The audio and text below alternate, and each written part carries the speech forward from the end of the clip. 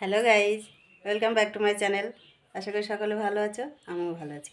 অনেক দিন পর একটা ছোট্ট ব্লগ নিয়ে চলে আসলাম। আজকে কী ব্লগে রয়েছে দেখো। সংক্রান্তিতে আমরা পিঠে করিনি, সামান্য একটুখানি চালের গুঁড়ো পোড়াতে হয়, সেই হিসাবে অল্প স্বল্প করে খাওয়া হয়েছিল। আর আমি সেরকম একটা করতে পারি না, তারপর শরীর খারাপ যায়, এই ঠান্ডার ওয়েদার গেল, অনেক দিনই বেশ বিছনায় ভুগলাম। তার জন্য পিঠেটা করা হয়নি। তো দিদিকে বলেছিলাম পিঠে করবে আমার বাড়িতে এসে, দিদি বলছিল হ্যাঁ করবো। তো সব এনে রেডি করে রেখেছিলাম। তা কালকে এসছে দিদি, কালকে সব মোটামুটি রেডি করে রেখে আজকে সকাল থেকে টুকটাক দুই বোনে বসে বসে পিঠে করলাম।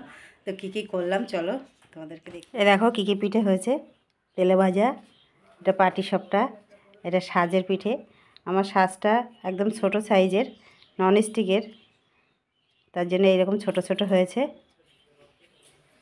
আর এগুলো ভাপা পুলি, এটা ভাজা পুলি। আরও দুটো পিঠা হবে, এখনও হয়ে পারিনি। মোটামুটি সব রেডি করে রেখে দিয়েছি, তাই এখন বাজে দেখো 3:30 বেজে গেল। সকাল থেকে খাওয়া দাওয়া কারোর হয়নি। এখন খাওয়া দাওয়াগুলো করি, পরে আবার করা যাবে। এই যে বন্ধুরা, আমরা বিকেলবেলা দাদা বাড়িতে ঘুরতে এসেছিলাম, এখন যাচ্ছি আমার বাড়ি। দেখো সব ঠান্ডায় কুচি কুচি দিচ্ছে কেমন। এখন 6:30 বাজে, ঘড়ি কই, ঘড়ি বাইরে। 6:30 বাজে, যাই আবার বাড়ি চলে যাই। প্রায় 1 ঘন্টা পর্যন্ত বসলাম।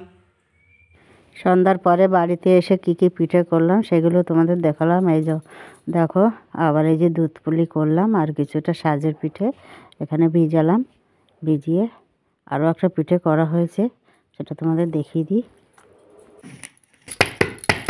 একটা অন্য স্টাইলে ভাপা পিঠে করা হয়েছে, সেটা তোমাদেরকে দেখিয়ে দিচ্ছি। এই দেখো, একদম কেকের মতনই হয়েছে। এবার কাট দেখাই দিই বন্ধুদের। উল্টে কাটি, হ্যাঁ উল্টে দে, বন্ধুদের একটু দেখিয়ে দিই। নতুনত্ব একটা নতুন স্টাইলে আমরা পিঠেটা করলাম। এই যে দেখো, একদম কেকের মতনই হয়েছে। কাট,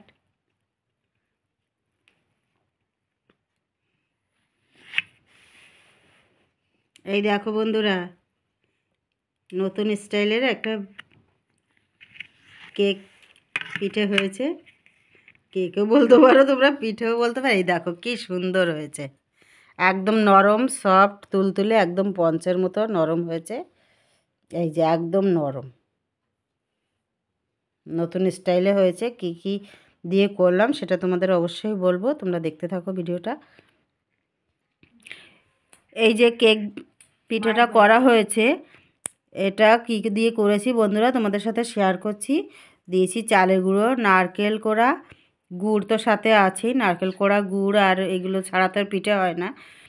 আর একটুখানি দিয়েছি কাজু বাদাম, পেস্তা, এগুলো একটুখানি গ্রেট করে দেওয়া হয়েছে। তো এইভাবে আমরা পিঠেটা করেছি। এটা একদম সম্পূর্ণ টিফিন বাটির মধ্যে ভাপা করা হয়েছে, একদম কেকের মতো। সেটা তোমাদেরকে আমি আগেই দেখিয়ে দিলাম, এই যে টিফিন বাটিটার মধ্যে করা হয়েছিল, আর সেটা কেটেও দেখিয়ে দিলাম।